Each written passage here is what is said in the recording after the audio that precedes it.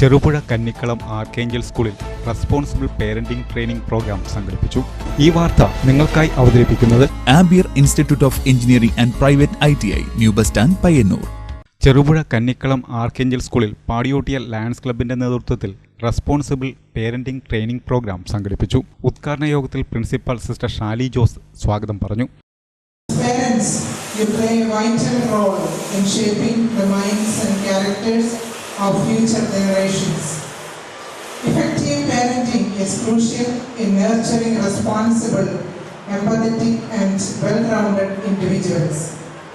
This training session aims to equip you with valuable insights and strategies to navigate the complexities of modern parenting. പാടിയോട്ടിയ Lions club president Jeev James അധ്യക്ഷത വഹിച്ചു. Lions club international എന്ന പ്രസ്ഥാനവും ആർക്കേഞ്ചൽസും സ്കൂളും സംയുക്തമായിട്ട് responsible parenting എന്ന വളരെ വൈഡായിട്ടുള്ള ഒരു subject ചുരുങ്ങിയ സമയത്ത് നിങ്ങളുടെ മുമ്പിൽ നമ്മുടെ ബഹുമാനപ്പെട്ട ഫാക്കൽറ്റി AV വാമനകുമാർ ഒരു സെഷൻ നിങ്ങൾക്ക് ചെയ്തു തരികയാണ്.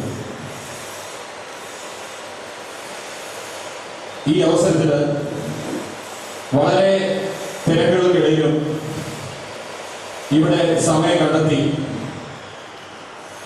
ഈ ഒരു പ്രോഗ്രാമിനെ സംബന്ധിച്ച് പറയുമ്പോൾ,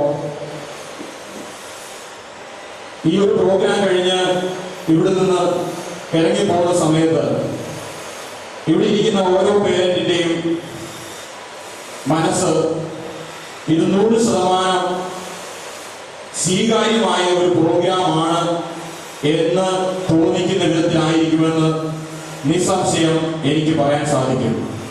വളരെ തിരക്കുകൾക്കിടയിലും ഇവിടെ സമയം കണ്ടെത്തി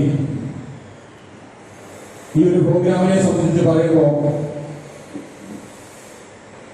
ഈ ഒരു പ്രോഗ്രാം കഴിഞ്ഞ് Cherupuzha police station SHO Sunil Gopi training programme ഉദ്ഘാടനം ചെയ്തു.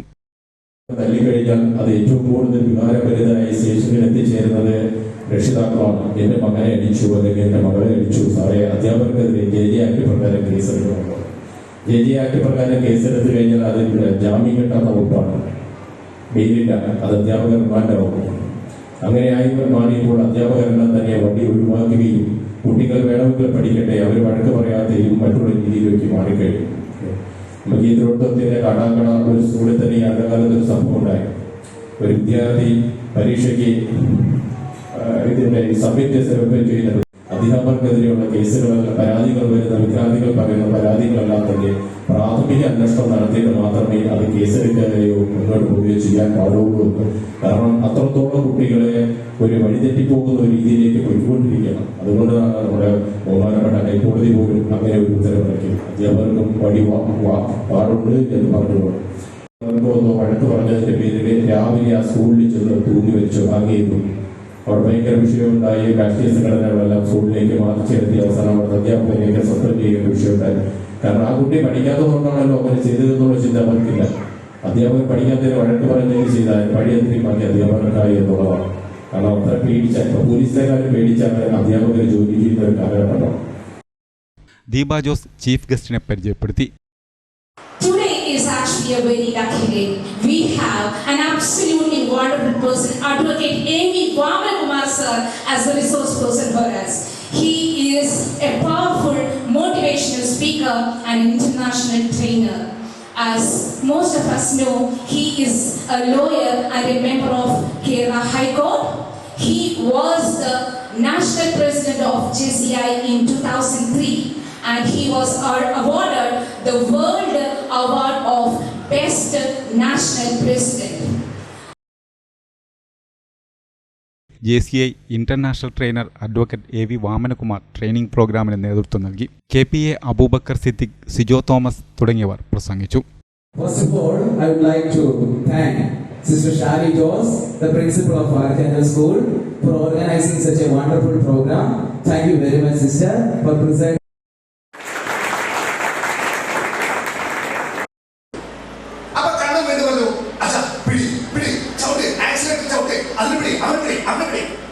വീണ്ടും ജഡ്ജി പറഞ്ഞു, മോനെ നടക്കില്ല കണ്ണാ, നീ മിണ്ടാതിരിക്കേ. രാവിലെ നമ്മുടെ വണ്ടി അതിന്റെ കപ്പാസിറ്റി ഇല്ല. സാറില്ല വിട്ടേ, കാര്യം നോക്കട്ടെ. അത് കഴിഞ്ഞിട്ട് പുതുക്കാട് എന്നൊരു സ്ഥലമുണ്ട്, പാലിയക്കര തോൾബൂത്തിനടുത്തായിട്ട് സ്ഥലമുണ്ട് പുതുക്കാട്. ഈ പുതുക്കാട് എത്തിയപ്പോ ഒരു ബെൻസ് കാലം, നല്ല വലിയ മേബാക്ക് പോലെ ഒരു ബെൻസ് അതും ഒരു 100 km സ്പീഡിൽ വെട്ടിച്ചങ്ങ് പോയി. അപ്പൊ കണ്ണൻ പറഞ്ഞു, അതിനെ പിടിക്ക്, 3 വണ്ടിയായി നമ്മൾ ഓവർടേക്ക് ചെയ്യുന്നത്, എന്ത് പിടിക്കലായി ഓടിക്കുന്നത്, പിടിച്ചൂടെ അതിനെ. ഇയാൾക്കല്ല ദേഷ്യം വന്നു. മിണ്ടാനാണ്. നിന്നോട് ഞാൻ പറഞ്ഞില്ല നമ്മുടെ വണ്ടിയുടെ എഞ്ചിൻ കപ്പാസിറ്റി മോശമാണ്, അങ്ങനെ ഓടിക്കാൻ പറ്റില്ല, ഒരു ലിമിറ്റ് ഇടുന്നത്. ഞാൻ ഇങ്ങനെ ഓടിച്ച് എവിടെ തട്ടിപ്പിട്ടിയാൽ നമുക്ക് അപകടം ഉണ്ടാവില്ലേ? നീ എന്തിനാണ് നമ്മുടെ ഓവർടേക്ക് ചെയ്ത് പോകുന്ന വണ്ടിയെ മാത്രം നോക്കി ഇങ്ങനെ സങ്കടപ്പെടുന്നത്? ബാക്കിൽ നോക്കിയിട്ട് എത്ര വണ്ടി പറയും വരുന്നത്, പറയുക എത്ര വണ്ടി ഉണ്ട്. ആ വണ്ടി കണ്ട് സന്തോഷം പോലെ ഇഷ്ടംപോലെ വണ്ടി ബാക്കില്ലേ, നീ ഫ്രണ്ട് പോകുന്ന വണ്ടിയെ കണ്ട് മിണ്ടാതിരുന്നോണ്ട് കാണാം. താഴേക്ക് നോക്കിയിട്ട് കണ്ണൻ ജഡ്ജിനോട് പറഞ്ഞു, 5ാം ക്ലാസ് പഠിക്കുന്ന 10 വയസ്സുള്ള മകൻ ഒരാളെ തൂക്കിക്കൊല്ലാൻ പോലും വിധി എഴുതാൻ പറ്റുന്ന ഒരു സെഷൻ ജഡ്ജായ അച്ഛനോട് പറഞ്ഞു, അച്ഛനോടും എനിക്കതേ പറയാനുള്ളൂ. അതെ, അച്ഛനോടും എനിക്കതേ പറയാനുള്ളൂ. എന്തെന്ന്, ഞാൻ ഈ പരീക്ഷയുടെ മാർക്ക് ക്ലാസ്സിൽ 4ാം സ്ഥാനം 5ാം സ്ഥാനം പറ്റില്ല എപ്പോഴും തുറന്നത്. എന്താ മറ്റേ 1ാം സ്ഥാനമായി, 2ആയി, 3ആയി, നീ എന്താ 4ആയത്, നീ എന്താ 5ആയത്? അച്ഛാ, എഞ്ചിൻ കപ്പാസിറ്റി കുറവാണ്. കപ്പാസിറ്റി വേണ്ടേ? ആവുന്നില്ല, എന്നെ കൊണ്ട് ആവുന്ന ഞാൻ വാങ്ങുന്നുണ്ട്. എന്നേക്കാളും മാർക്ക് കുറഞ്ഞ എത്ര പിള്ളേരെ ക്ലാസ്സിലുണ്ട്, അവരെ നോക്കിയിട്ട് അച്ഛൻ സന്തോഷിച്ച പോലെ, പിറകിലുള്ള വണ്ടിയെ നോക്കി സന്തോഷിക്കുന്ന പോലെ ഇഷ്ടംപോലെ പിള്ളേർ എന്നെക്കാൾ മാർക്ക് കുറവില്ലേ. പിന്നെ എന്നേക്കാൾ മാർക്കിലും പിള്ളേരെ മാത്രം ചിന്തിച്ചിട്ട് എന്താ നിനക്കാവൂലേ, നിനക്ക് ഉറപ്പില്ല, നിനക്ക് പറ്റാതിട്ടാണോ എന്ന് കമ്പയർ ചെയ്ത് പറ്റൂല. അദ്ദേഹത്തെ യാത്ര ചെയ്ത് ഞങ്ങൾ സംസാരം പറഞ്ഞു, എന്നോട് പറഞ്ഞു, വക്കീലെ എന്റെ ലൈഫിൽ ഇങ്ങനെ ഒരു ഇൻസിഡന്റ് ഇന്നവരെ നേരിട്ടിട്ടില്ല. 10 വയസ്സുള്ള മകനോട് പറയാണ്, എന്റെ കപ്പാസിറ്റി ഉള്ളതാണ്, എന്തിനാണ് എന്നേക്കാൾ കൂടുതലുള്ള മാർക്കുള്ള കുട്ടികളെ വെച്ച് എന്നെ കമ്പയർ ചെയ്യുന്നത്? ഞാൻ സത്യം പറഞ്ഞ നാട് കേട്ടു. അവന് മുമ്പിൽ എന്ത് പറയുന്നത് എനിക്ക് മനസ്സിലായല്ലോ. പാരന്റിങ് എന്നത് അറിവില്ലാത്തവർ മാത്രം ചെയ്യുന്ന ഒരു തെറ്റല്ല. ശരിയായ പാരന്റിങ് എന്നുള്ളത് പലർക്കും ചെയ്യാൻ പറ്റണമെന്നില്ല. അവർ അഭ്യസ്തവിദ്യരാണോ, അവർ ഉദ്യോഗസ്ഥന്മാരാണോ, അവർ ടോപ്പറുടെ ആൾക്കാരാണോ, അവർ സാധാരണക്കാരനൊന്നുമില്ല.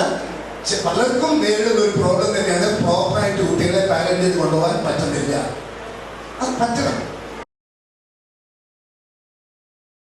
മിക്ക സ്റ്റുഡൻസും നല്ല ജോബ് ഓറിയന്റഡ് കോഴ്സിനെ പറ്റി ചോദിക്കാറുണ്ട്. I always suggest ampere because it's my experience. ഇതുപോലുള്ള ബഹുനില കെട്ടിടങ്ങൾ കെട്ടിപ്പൊക്കാൻ എന്നെ പ്രാപ്തിയാക്കിയത് ആംപിയർ ITI. ആംപിയറിലെ മികച്ച പ്രാക്ടിക്കൽ സൗകര്യത്തോടുള്ള പഠനം എനിക്ക് എന്റെ ഡ്രീം ജോബ് നേടിത്തന്നു. ഈ ഫേമിന്റെ ഇലക്ട്രോണിക് ഡിപ്പാർട്ട്മെന്റ് ഹെഡാണ് ഞാൻ. അതിനെ എന്നെ പ്രാപ്തമാക്കിയത് ആംപിയറാണ്. സമൂഹത്തിൽ മാന്യതയുള്ളൊരു തൊഴിൽ അതെല്ലാവരും ആഗ്രഹിക്കുന്നതാണ്. ഇന്ന് ഞാനൊരു ഇലക്ട്രിക്കൽ എഞ്ചിനീയറാണ്. അതിനെന്നെ പ്രാപ്തനാക്കിയത് ആംപിയർ ITI ആണ്. എനിക്ക് മാത്രമല്ല, ഒരുപാട് പേർക്ക് വിദേശത്ത് ജോലി നേടിത്തന്നത് ആംപിയർ ITI ആണ്. 100% ജോലി സാധ്യതയുള്ള central and state government approved കോഴ്സുകൾ. Ampere institute of engineering and private ITI, new bus stand, Payyanur.